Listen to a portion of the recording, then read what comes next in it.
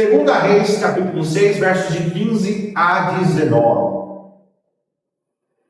Segunda Reis, capítulo 6, versos que vão de 15 a 19. Bom? O texto registra a seguinte narrativa. Na manhã seguinte, o servo do homem de Deus se levantou bem cedo. Ao sair, viu que havia soldados, cavalos e carros de guerra por toda parte. Ai, meu senhor, o que faremos agora? Exclamou o servo. Não tenha medo, disse Eliseu, pois do nosso lado há muito mais que do lado deles. Então Eliseu orou: ó Senhor, abre os olhos dele para que veja. O Senhor abriu os olhos do servo e ele viu as colinas ao redor de Eliseu cheias de cavalos e carruagens de fogo. Quando os sírios avançaram na direção de Eliseu, ele orou: ó Senhor, faze que fiquem cegos. E o Senhor fez que ficassem cegos, conforme Eliseu havia pedido. Então Eliseu saiu e lhes disse: vocês tomaram o caminho errado. Esta não é a cidade certa. Sigam-me, e eu os levarei até o homem que procuram. Então ele os guiou à cidade de Samaria. Pai amado, nós queremos orar agora e agradecer desde já, Senhor, porque o Senhor já está falando conosco desde o momento em que nós entramos, nós pisamos neste lugar, que abraçamos nossos irmãos, que abraçamos aqueles que nós estávamos com saudade. O Senhor já fala conosco por meio dos louvores. Agora eu quero te pedir, Pai amado, fala conosco por meio da sua palavra. Pai amado, eleva a nossa mente a Ti, afasta de nós toda a preocupação, Senhor, tudo aquilo que tira a nossa atenção da Tua palavra. Por favor, Espírito Santo, nos dá uma experiência sobrenatural, com a Tua presença, Senhor, nesta noite, porque viemos aqui para Te buscar, Senhor. Quantos irmãos não estão cansados, quantos não vieram direto do trabalho, quantos não estão com fome, quantos não estão, Senhor, estafados, poderiam estar em casa, mas escolheram vir à Tua casa. Portanto, Pai amado, por amor a Ti mesmo, nos dá uma experiência com a Tua palavra. É o que eu te peço, Santo Espírito, e desde já te agradeço, no nome de Jesus. Amém e amém. Queridos, a gente já está falando algumas quintas-feiras sobre esse aspecto espiritual que envolve a vida do ser humano e esse despertar que é necessário para a vida do cristão. Afinal de contas, em Gálatas, em Efésios, o apóstolo Paulo sempre repete essa necessidade do crente estar desperto, mas desperto para a realidade espiritual que o cerca. Porque na grande maioria das vezes, nós somos de certa forma anestesiados, e anestesiados com relação à realidade espiritual que está ao nosso redor. Então, hoje em dia, com esse mundo correndo como ele está, nesse rio que corre, o rio da vida, que corre de certa forma cheio de tarefas, cheio de metas, cheio de coisas que nós precisamos fazer e cheio de afazeres do mundo natural, do nosso dia a dia, a gente acaba se esquecendo que existe, na verdade, uma realidade muito mais forte, que é espiritual e que nos cerca. Então, quando nós pregamos aqui sobre o desperta, ó, tu que dormes, foi nesse sentido. E Deus tem direcionado a igreja, não sei se vocês perceberam, a trabalhar temáticas que vão fazer uma tangente, ela vai tangenciando, andando lado a lado com a questão do aspecto espiritual. Então, nós falamos muito sobre oração, falamos muito sobre o sobrenatural de Deus que vem por meio da oração. Então, há um certo tempo a gente já está falando sobre o aspecto espiritual. E eu quero pegar essa deixa que foi lá da quinta-feira passada, que era o tal desperta, para entender. Despertar para quê? Abrir os olhos para qual realidade? Portanto, o tema dessa noite que a gente vai orar, vai ajoelhar, vai buscar o Senhor, é: abra os seus olhos. Alguém aqui já conhece, não sei se vocês conhecem um pouquinho de mitologia, mas há um deus da mitologia chamado Morfeu. A representatividade dele também está até naquele filme Matrix, né? Não sei se vocês já assistiram Matrix, tem aquele cara lá que é o Morpheus, e ele tem esse nome porque Morpheus, da mitologia grega, ele é o deus do sono. E para quem já assistiu Matrix, eu gosto muito de Matrix, é Morfeu que desperta o Neo.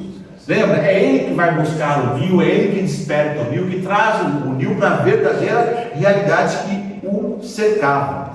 Ele é o deus do sono que tem a capacidade de anestesiar as pessoas. Seu nome hoje é dado ao maior, olha só, o maior analgésico que existe, sabia? Você sabia que a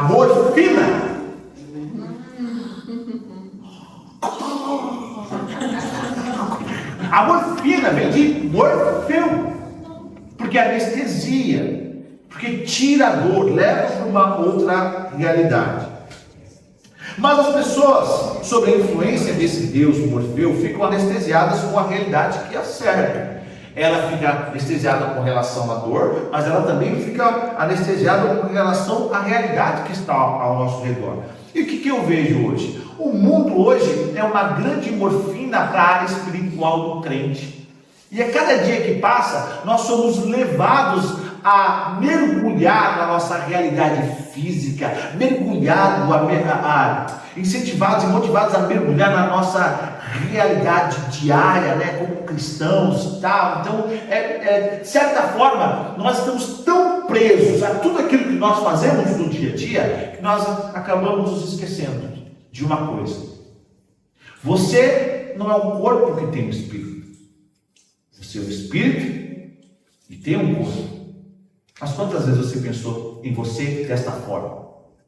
Quantas vezes você pensou que Deus criou você, mas antes dele criar o seu corpo, ele já tinha criado o seu espírito para habitar em você? Então, de acordo com essa primícia, com essa perspectiva, eu acredito que quanto mais nós abrimos os nossos olhos para a realidade espiritual que nós vivemos, maior é o número de vitórias que nós vamos ter nessa vida. Porque eu acredito com todas as forças do meu coração que tudo aquilo que se é decidido no céu, no âmbito espiritual, ele é fatalmente concluído aqui na terra, no mundo material. Pensando nisso, pensando que hoje nós lutamos, guerreamos, nós damos a vida por tudo aquilo que nós precisamos do mundo real, mas deveríamos lutar mais no âmbito espiritual. Eu quero tratar 3 lições que esse texto nos ensina, que nos leva a buscar muito mais a vitória de joelhos do que a vitória com estratégias humanas. A vitória por meio da oração do que a vitória por meio da reclamação. A vitória por meio da dádiva que vem de um Deus que é Espírito, que vai além daquilo que nós entendemos no mundo físico. Amém? Amém. Vamos lá então. Pensando nisso, primeira lição: precisamos abrir os nossos olhos para a ameaça que é real. Dá uma olhadinha no verso 15, ó. Na manhã seguinte, o servo do homem de Deus se levantou bem cedo. Ao sair, viu que havia soldados, cavalos e carros de guerra por toda a parte. Então ele exclama: ai meu Senhor, o que faremos agora? O texto ainda deixa bem escrito, ó, exclamou o servo. Quer dizer que provavelmente ele deu um berro. O mundo constitui uma ameaça real e iminente para a nossa vida espiritual. Olha que interessante. Ao se levantar, o servo certamente estudou a indumentária do exército inimigo e logo concluiu que não eram aliados. Como é que, eu quero que você volte agora somente a mais ou menos 3.500 anos antes. Ele abre e ele vê o exército onde está. Não está na porta, mas os montes, nas campinas. Como ele percebeu que eles eram exércitos inimigos ou pessoas do exército inimigo? A indumentária, a vestimenta militar dos assírios. Então, quando ele olhou, ele já percebeu: opa, eu sei que eles são os nossos inimigos. Mas uma coisa é muito interessante. Às vezes, Nós saudamos com um sorriso e com um bom dia nas redes sociais as pessoas, conversamos com ela, tratamos bem os nossos familiares, desejamos o melhor para os nossos familiares, mas nós sequer oramos pedindo para Deus: Senhor, repreenda todo o mal sobre a vida deles. Por quê? Porque eles vão sair para uma vida real de trabalho, mas eu sei que há um mundo espiritual lutando contra eles. Eu sei que a minha esposa vai pegar o trem, ela vai viver no mundo real, ela tem que ir de trem, ela não vai levitando. Eu sei que lá ela vai correr alguns perigos, mas eu sei que no mundo espiritual existe uma guerra que milita, que luta contra ela. Ao levantar os olhos, o servo de Eliseu, algumas pessoas dizem que seja Geazi, ele identifica o seu inimigo e logo volta para dentro da casa e vai acordar Eliseu. Agora a pergunta que eu te faço é: quando você se levanta no seu dia a dia, você sabe quem é o seu verdadeiro inimigo? Você sabe quem realmente vai lutar contra você? Na grande maioria das vezes, nós achamos que é a esposa, que é o pai, que é a mãe, que é o chefe, que é a namorada. Nós dificilmente temos a noção de que a nossa luta não é contra a carne e nem contra a sangue, mas contra principados e potestades. E sabe o que a gente faz? Nós derramamos toda a nossa ira, todo o nosso furor, todo o empenho da nossa alma, toda a nossa capacidade argumentativa sobre as pessoas. E nos esquecemos que a verdadeira batalha não acontece aqui nesse mundo, mas acontece no mundo espiritual. Então, na grande maioria das vezes, eu vou brigar com o Rafa, vou reclamar do Rafa, mas eu não oro para saber o que é que está interferindo entre nós. Isso acontece no casamento, acontece no relacionamento de pai para com filho, de filho para com pai. Isso acontece no trabalho. Às vezes você chega no trabalho, o seu patrão já vem falar com você, às vezes ele já vem até com uma batalha. Aí você fala: você já falou para orar a Deus? O que está interferindo? O que está atrapalhando o relacionamento? O que está atrapalhando as coisas de progredirem? O servo de Eliseu olhou, identificou nas campinas e voltou para falar com o homem de Deus. E pediu a esse homem de Deus ajuda. Nós precisamos identificar quem são os nossos verdadeiros inimigos. E o seu verdadeiro inimigo não é seu chefe, não é seu filho, não é sua esposa, não é o seu marido, não é. O seu verdadeiro inimigo está no mundo espiritual. E você precisa orar por algo. Discernimento. Então peça a Deus, nós vamos orar hoje. Deus, me ajuda a entender o que está acontecendo. Porque, olha, é tão interessante. Às vezes as coisas elas não acontecem. E a gente fica procurando porquês em todas as áreas. Em todas as áreas, de todas as formas possíveis. Só que a gente não ora e fala: Deus, por que não funcionou? Por que ainda não me chamaram? Por que a porta de emprego ainda não abriu? Vamos ouvir de Deus aquilo que Ele tem, o diagnóstico que Ele tem. Sabe por quê? Porque o nosso olhar, o seu olhar e o meu olhar é unilateral. Eu só consigo enxergar o que está aqui diante de mim. Deus enxerga todos os lados, de todas as formas, de maneira holística. E é Ele quem vai dar a vitória e a resposta para a nossa oração. Mas nós precisamos abrir os nossos olhos para a ameaça real. Não, de novo, não é o chefe, não é a esposa, não é o inquilino, não é o patrão, não é o filho, não é o pai. Quem é que está atrapalhando os nossos planos? Isso serve até para nós enquanto igreja. Nós não estamos tentando aí descobrir um outro lugar. Precisamos orar, repreendendo o mal, pedindo a Deus nos dar estratégias. Amém? Descobrir quem é o verdadeiro inimigo. Amém? Segundo, precisamos abrir os olhos para a realidade espiritual. Olha que bacana, dá uma olhadinha agora no verso 16. Não tenha medo, disse Eliseu, pois do nosso lado há muitos mais que do lado deles. Então Eliseu orou.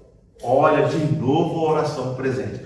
Orou: ó Senhor, abre os olhos dele, para que veja. O Senhor abriu os olhos do servo, e ele viu as colinas ao redor de Eliseu, cheias de cavalos e carruagens de fogo.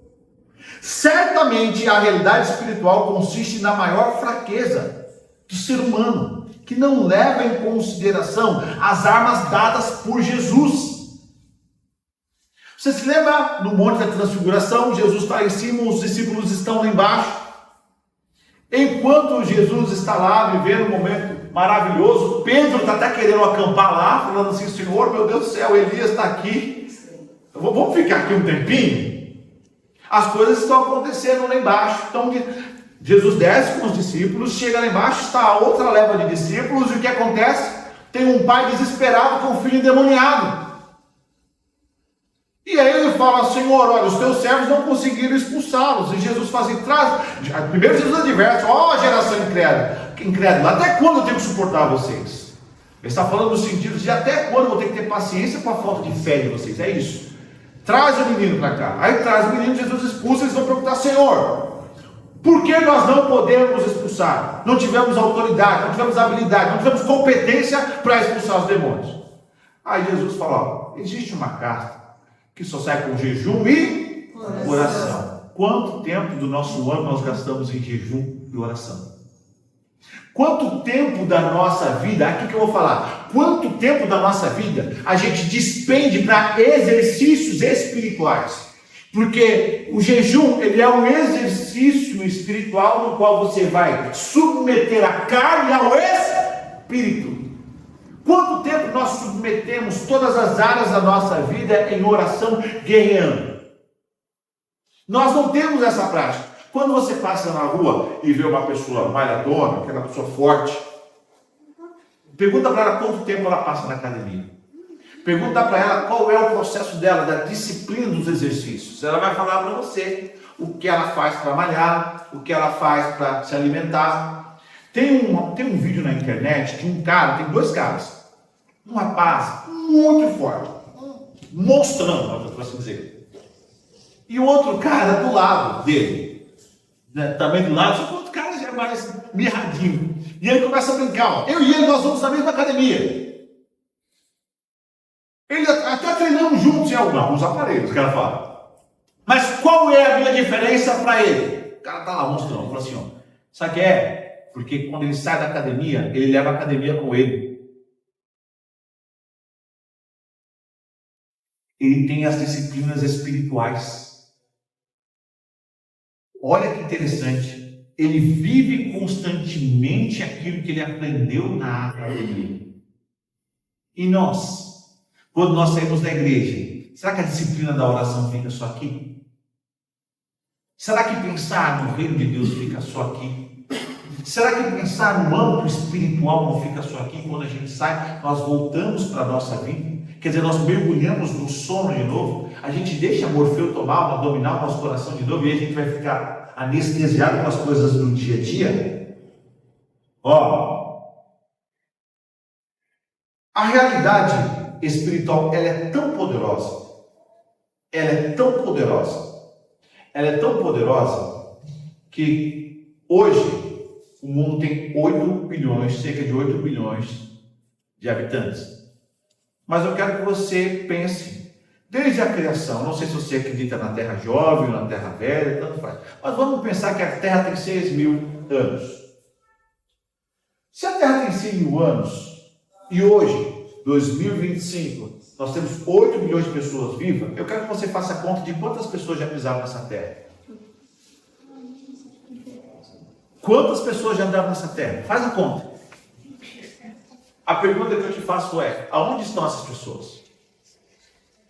Aonde estão essas pessoas? No reino espiritual. Olha o tamanho do reino espiritual, da quantidade de pessoas que já habitaram na terra. Olha a dimensão desse lugar. Então, nós precisamos muito entender que nós somos seres espirituais também. E precisamos buscar a nossa vitória primeiramente lá. Como fazer para chegar até ela? Oração. Terceiro, para a gente orar, se ajoelhar e clamar. Precisamos abrir os olhos para o poder sobrenatural de Deus que emana por meio da... Quando os sírios avançaram na direção de Eliseu, verso 18, ele orou: ó Senhor, faze que fiquem cegos. O Senhor fez que ficassem cegos, conforme Eliseu havia pedido. A nossa geração está passando incólume, intacta, no que diz respeito à ação sobrenatural de Deus. A gente vai orar agora, só que eu quero perguntar para você uma coisa. Qual foi a última vez que você viu cura nas igrejas? A última vez, senhor, semana passada eu ouvi falar que na igreja do Zezinho, lá em cima, um irmão estava lá e foi curar. Qual foi a última vez que você viu uma pessoa ser liberta? O irmão estava aprisionado, eu vi ali Deus libertando. Qual foi a última vez que você viu um casamento esfacelado, Deus ir lá resgatar e reconstruir sobrenaturalmente a família? Sabe por que essas coisas são difíceis de acontecer? Porque eu acho que nem acreditar mais no sobrenatural, no poder que tem o nosso Deus. Eu acho que é difícil Deus derramar essa unção para aqueles que não estão com o coração aberto e convictos que Ele é capaz de fazer. Vou repetir isso. Vai ser difícil Deus derramar essa unção no coração e na vida daqueles que não estão dispostos a buscar e a entender que Ele é capaz de fazer. Então, eu acho que está na hora da gente mudar essa perspectiva, ou esse status quo da igreja moderna. Porque quando eu falo, estou usando a questão do Morfeu como uma representatividade, quando eu falo nesse momento mitológico que vive na igreja, não é só a redenção, e não é só coletivamente, estou falando assim, às vezes até particularmente. Porque, hoje eu vi na hora do almoço, coisa rápida, depois de fazer o curso, vamos lá fazendo o curso, renovando a mente, um vídeo do Frank Turek, no qual ele fala do tamanho de Deus. Irmão, você termina, muito que ele só está em inglês, é uns 20 minutinhos. Mas ele começa a falar da glória de Deus, da grandeza de Deus. Ele fala da onisciência, da onipresença, mas ele fala acima de todas as coisas da grandeza do universo. Porque ele fala assim, você quer saber o tamanho do Deus que você serve? Olha para o céu. Olha para a criação que está além dos nossos olhos aqui. Olha para o céu. Então ele começa a falar do tamanho das galáxias. E aí ele usa uma metáfora interessante. Ele falou assim, só na nossa galáxia, na nossa, a quantidade de planetas é equivalente, exatamente equivalente à quantidade de areias em todas as praias do mundo. Você pensou um grão de areia? Já pensou a quantidade de areias, de grãos de areias, que tem em todas as praias do mundo? Já pensou nessa quantidade? E ele encerra o vídeo, sabe como? Ele falou assim, essa quantidade é só na nossa galáxia. Aí ele mostra uma foto do Hubble. Uma coisa absurda. E vai surgindo no meio um versículo simples, que fala o seguinte, e ele conhece todas pelo nome. É o seu Deus que é grande assim. É o seu Deus que é grande assim. Mas nós o diminuímos. Quando nós não entendemos que nós precisamos viver na esfera sobrenatural que Ele está. Fica de pé. Vem cá, meu. Quando nós verdadeiramente voltarmos a entender essa proposta sobrenatural, esse Deus maravilhoso e poderoso, então você vai ver, nós vamos sair desse sono espiritual. Nós vamos sair desse marasmo, nós vamos sair dessa sequidão de vida sobrenatural. Deus quer abrir os seus olhos para essa realidade. Deus quer abrir os seus olhos, os meus olhos, para essa realidade. Sabe o que está vindo na minha mente agora? Pensa no plano de Deus para a sua vida e para a minha vida. Talvez eu fale sobre isso. Vou terminando também de só dar uma revisão no sermão. Pensa no plano de Deus para a sua vida. Por que Deus te arregimentou? É porque Ele falou assim, ó, está nas suas costas, a responsabilidade é sua. Não, Ele te chama para você participar de algo maior. Ele é o protagonista. Nós somos apenas coadjuvantes. Mas Ele é tão amor, Ele é tão poderoso, e Ele é tão envolvido com a sua obra, com a sua criação, com os seus filhos, que somos nós, reunidos na cruz do Calvário, que Ele nos permite participar de uma obra maravilhosa. Mas para participar dessa obra, a gente tem que estar com os olhos abertos. Porque a obra de Deus, ela só vai acontecer, e ela só acontece no âmbito sobrenatural, quando nós entendemos que precisamos lutar, não contra o meu irmão, não contra os meus colegas, não contra o meu marido, não contra o meu filho, não contra o meu pai, não contra o meu namorado, não contra o meu noivo, mas contra principados e potestades. Quanto o reino de Deus, ele precisa ser conquistado pelo valente, o valente é o nosso Cristo, e a oração é a nossa força. Aleluia. Então a gente tem que despertar, abrir os olhos e falar: Deus, como eu quero fazer parte dessa realidade sobrenatural. Como eu quero orar e ver gente sendo curada. Como eu quero orar e ver casamentos sendo transformados. Como eu quero orar e ver diagnóstico de médico mudar. Como eu quero orar e ver pessoas saindo de depressão. Como eu quero orar e ver o irmão abençoado. Como eu quero orar e ver o meu interior mudado, o meu interior curado. Como eu quero orar e ver todas as feridas restauradas ante mim. Então peça hoje: Deus, abre os meus olhos. Me ajuda a ver. Me ajuda a enxergar esse sobrenatural que só pode vir de Ti. Amém. Amém. Fica à vontade para ministrar.